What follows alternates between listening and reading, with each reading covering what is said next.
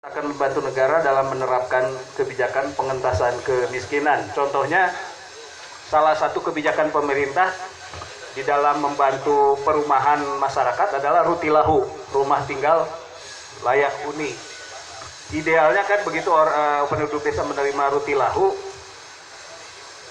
ya asumsinya mereka bisa punya rumah. Tapi kebanyakan warga desa di sini menolak. Coba nanti cek Ustadz Mustobiin. Karena apa? Satu, Rutilahu itu hanya berapa? 7 juta ya, Bu? Hanya 7 juta, tapi penduduk kena pendamping sekitar 10 juta yang nggak bisa gitu. Jadi Rutilahu banyak ditolak. Akhirnya kebijakan pemerintah itu nggak kena gitu. Atau Rutilahu diberikan pada hari tertentu di mana pamali kalau membangun. Nah di sini ya off the record lah, di atas itu kan sebetulnya masih banyak aliran-aliran kepercayaan. Punten jangan di-upload di Facebook. Nah, ada banyak kriteria kemiskinan. Negara misalkan menggunakan pengertian kemiskinan yang dikeluarkan oleh BPS. Selain itu ada juga kriteria kemiskinan dari PBB, IMF, Fakultas Ekonomi UI mengeluarkan. Tapi untuk praktisnya kita pegang ini aja. Sebelum teman-teman nanti ke lapangan untuk mengecek kemiskinan, ada 14 kriteria yang ditetapkan oleh BPS. Misalkan ini ada 14 kriteria miskin menurut BPS yang coba teman-teman cek di lapangan. Kalau sebuah keluarga miskin memenuhi 9 kriteria ini, itu sudah dikategorikan miskin. Jadi misalkan luas lantai bangunan tempat tinggal kurang dari 8 meter persegi per orang. Tolong cek nanti di keluarga yang Anda datangi, berapa jumlah keluarganya. Kalau jumlah keluarganya 4 kali 8 meter, setidak-tidaknya rumah dia harus berapa? 8 kali 4, 32. 2 hijinya. Coba cek luas lantai bangunan, setiap orang 8 meter persegi. Cek jumlah anggota keluarganya. Kalau jumlah anggota keluarganya 7, harusnya dia 56 meter persegi. Tapi cek. Kedua, jenis lantai tempat tinggal terbuat dari tanah, bambu, atau kayu murahan. Coba dicek. Jenis dinding tempat tinggal dari bambu, rumbia, atau kayu berkualitas rendah. Tembok tanpa diplester. Kalau ini kan kayunya kualitas tinggi. Nah, coba cek kalau di rumah-rumah penduduk kayunya itu bararengkok gitu kan. Bararengkok, dan karena mereka nggak bisa beli yang standar, kadang-kadang si kayunya disambung-sambung. Tidak memiliki fasilitas buang air besar, bersama dengan rumah tangga lain. Teman-teman nanti coba cek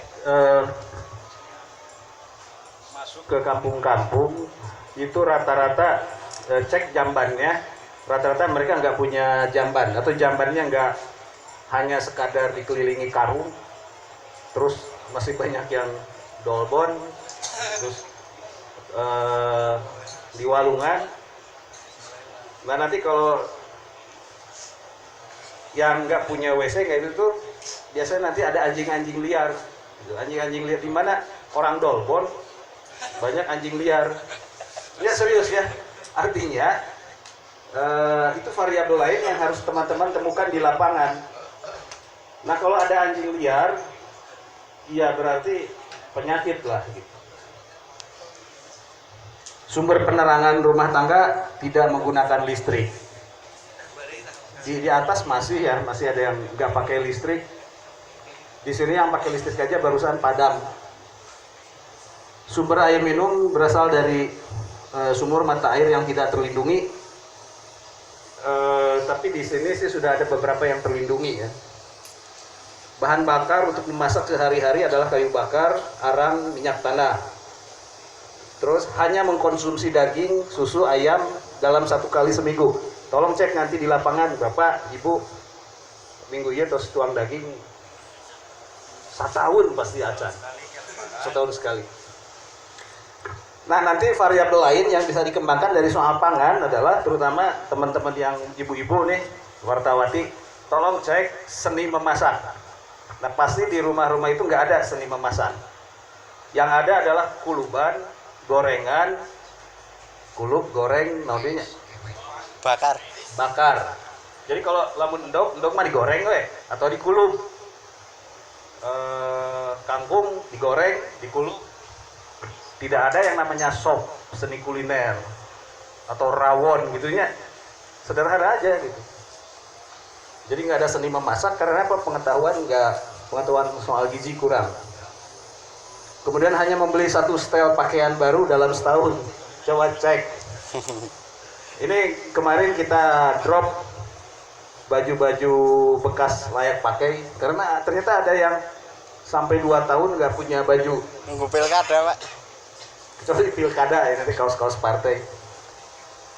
Hanya sanggup makan sebanyak 1 atau 2 kali dalam sehari. Tidak sanggup membayar biaya pengobatan di puskesmas atau poliklinik. Nah, tolong cek teman-teman nanti. Memang sekarang mereka tidak bayar karena sudah ada BPJS, kartu Indonesia Sehat. Tapi ini nggak bisa digunakan karena apa? Transportasi nggak ada. Mereka dari kampung kalau pergi ke puskesmas di sini adanya di Padasuka ya. Dari sini kalau ke Padasuka orang sakit kan harus pakai mobil nyewa sekitar 300.000, 500.000. Tidak bisa. Akhirnya tolong cek sama teman-teman apakah KIS mereka, kartu Indonesia Sehat mereka bisa dipakai enggak. Rata-rata enggak. Karena mereka nggak ngerti. Terus kalaupun sakit ongkos mobilnya nggak ada. Nah, ini bisa jadi cerita menarik tersendiri. Sumber penghasilan kepala rumah tangga adalah petani dengan luas lahan 500 meter persegi, buruh tani, nelayan, buruh bangunan, buruh perkebunan atau pekerjaan lainnya dengan pendapatan di bawah 600.000 per bulan. Tolong dicek nanti sabaraha penghasilan sebulan, tina sayur dan sebagainya. Kalau di sini rata-rata 3 bulan, 4 bulan panen sayur, bersih-bersih mereka dapat 400.000 4 bulanan gitu. Sedangkan dalam definisi BPS 600.000 per bulan. Pendidikan tertinggi kepala rumah tangga tidak sekolah, tidak tamat SD atau tamat SD, tidak memiliki tabungan atau barang yang mudah dijual, minimal 500.000 seperti sepeda motor kredit, emas, ternak. Rata-rata nggak punya. Mereka itu emas nggak nyimpen dan sebagainya. Belum. Nah, ini kalau teman-teman cek di lapangan, ini pasti bisa banyak cerita-cerita tersendiri gitu. Misalkan untuk sekolah aja. Sekolah kalau kita lihat kontur di sini, lembah, di sekolah SD itu paling 1, 2 anak-anak kalau sekolah harus pakai ojek itu 10.000, bolak-balik 20.000, tidak punya biaya. Akhirnya mereka memaksakan jalan kaki. Di sini tingkat kelulusan ketidaklulusan tinggi, drop out SD tinggi karena kalaupun ada sekolah dicek juga sama teman-teman lulus SD itu kan sekarang pakai NEM ya. NEM itu IPA, matematika sama bahasa Indonesia. Guruna teu aya gitu. Jadi bagaimana mereka mau lulus? Nah, biasanya kalau mereka nggak setelah tamat SD, kalau nggak punya uang mereka nggak melanjutkan ke SMP. Nah, yang perempuan tunggu 1 tahun 2 tahun mereka dikawin muda gitu.